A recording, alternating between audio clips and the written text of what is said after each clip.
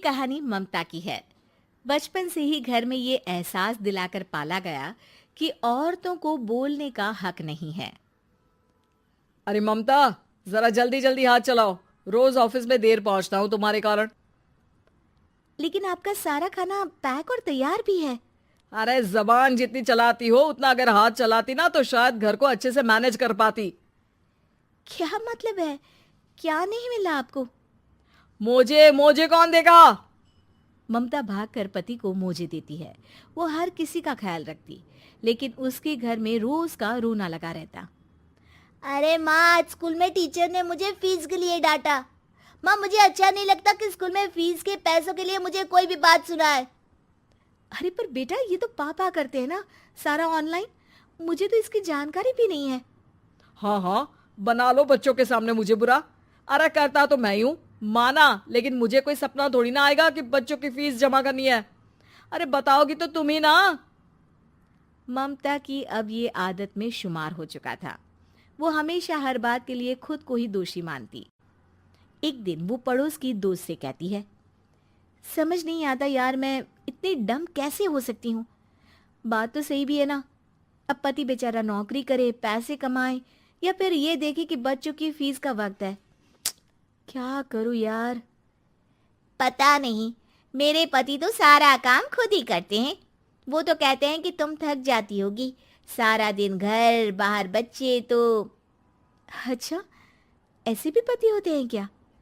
अरे क्या बात कर रही है? भाई साहब कभी तुझे किसी बात के लिए सुनाते नहीं? किसने कहा नहीं सुनाते? अरे ये पति चीज ही ऐसी होती है कि बिना पत्नी को सुनाए उन्हें चैन की नींद कहाँ आती है। तो तू भी परेशान रहती होगी कि कैसे, क्या, कब भूल गई। अरे वो तो मुझे बस इस बात के लिए ताना देते हैं कि मैं वक्त पर खाना क्यों नहीं खाती या पार्लर जाकर अपनी साज सज्जा क्यों नहीं करवाती। पड़ोसन बोल ही रही होती है कि ममता के बेटे की आवाज आती है। अरे माँ, क्या हो गया? लग नहीं रहा कि आज आप मुझे पानी भी देगी। अरे कब से खाने के लिए वेट कर रहा हूँ। अरे यार, मैं चलती हूँ। बेटा खाने के लिए वेट कर रहा है, मैंने उसे खाना भी नहीं दिया।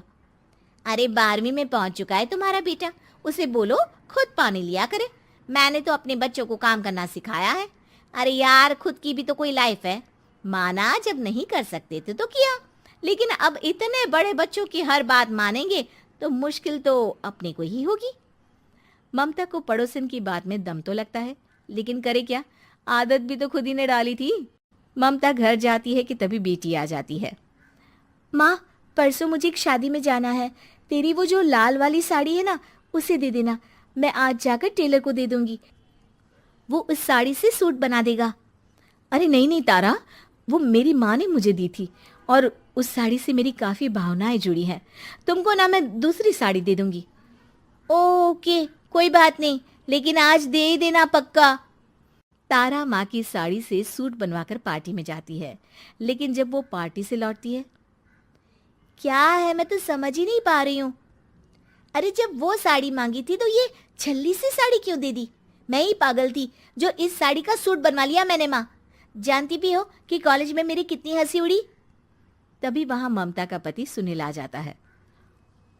अरे गवार औरत, जब बेटी साड़ी मांग रही थी तो दे देती ना।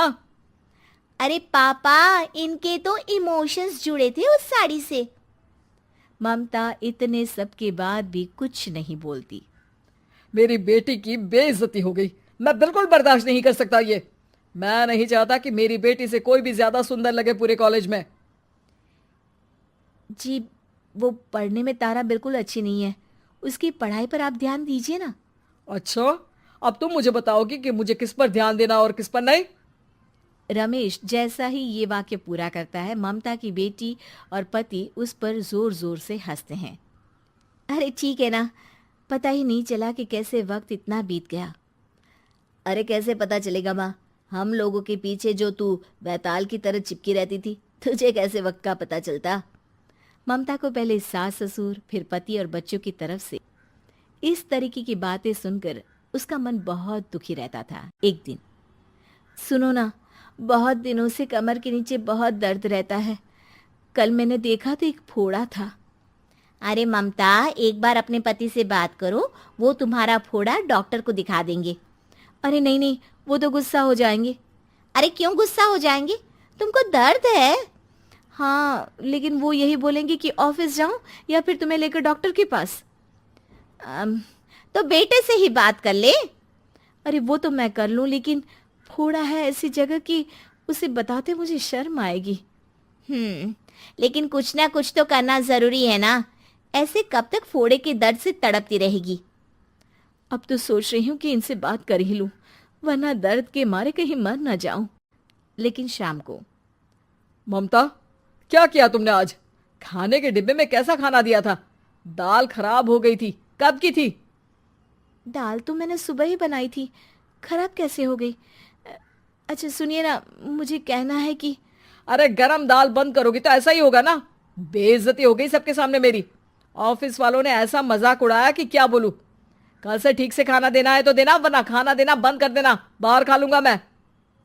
ममता, जो पति से अपनी परेशानी बताने वाली थी, वो अब ये सोचने लगती है कि कल से पति को खाने में क्या दे। अगले दिन ममता थकी थकी सी हालत में, आप लोगों के लिए नाश्ता बना दिया है, खाना बनाने की हिम्मत नहीं है आज तो। रात भर सोकर थक गई है ना, इसीलिए तो खाना नहीं बना सकती। हिम्मत नहीं हो रही है, मैं बस सोने जा रही हूँ। बस मैडम को सोने का बोल दो, फिर देखो कैसे सोती रहती है। माँ, फिर वही पराठा सब्जी। अरे हमारे साथ के दोस्त एक से बढ़कर एक नाश्ता खाना लेकर आते हैं, आप तो बस। सभी घर से निकल जाते हैं, लेकिन जब शाम को बेटा घर आता है तो घर में अंधेरा रहता है। बेटा लाइट जलाता है। क्या माँ, तुम्हारा भी जवाब नहीं है बिजली का बिल बचाने के लिए? वो बोल ही रहा होता है कि सामने माँ जमीन पर लेटी मिलती है। वो उसके पास जाता है। अरे माँ, क्या हो गया माँ? तभी वहां पड़ोसन आती है। अरे बेटा, तुम्हारी माँ के पैर के पास एक फोड़ा है, जिसके कारण ये लगातार कमजोर होती जा रही थी। मैंने उसे पहले ही कहा था कि घर में बता दो, लेकिन तुम्हारी माँ किसी को तंग करना नहीं चाहती थी। तभी वहां डॉक्टर आ जाता है। अरे इनके ऑर्गन में दिक्कत है, कोई बात है जो इनके मन में खटक रही है। अरे नहीं नहीं, इसके मन में कोई बात नहीं है। कोई काम है नहीं ना इसके पास, सारा दिन बस घर में ही रहती है। देखिए, मैं तो ये नहीं जानता, लेकिन हाँ, इनके मन में हमेशा कोई बात रह जाती होगी, इसीलिए उनकी ये हालत है। अगर आप समय से नहीं ले आते तो हो सकता था कि। अरे नहीं नहीं डॉक्टर साहब, हम पूरी कोशिश करेंगे कि वो ठीक हो जाए।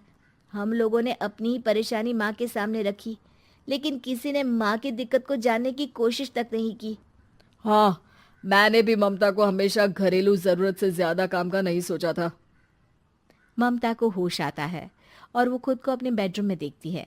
वो उठने की कोशिश करती है कि माँ, अब आप नहीं उठेंगी। हम लोग है ना, हम लोग आपको पूरी तरह से खुश रखने की कोशिश करेंगे।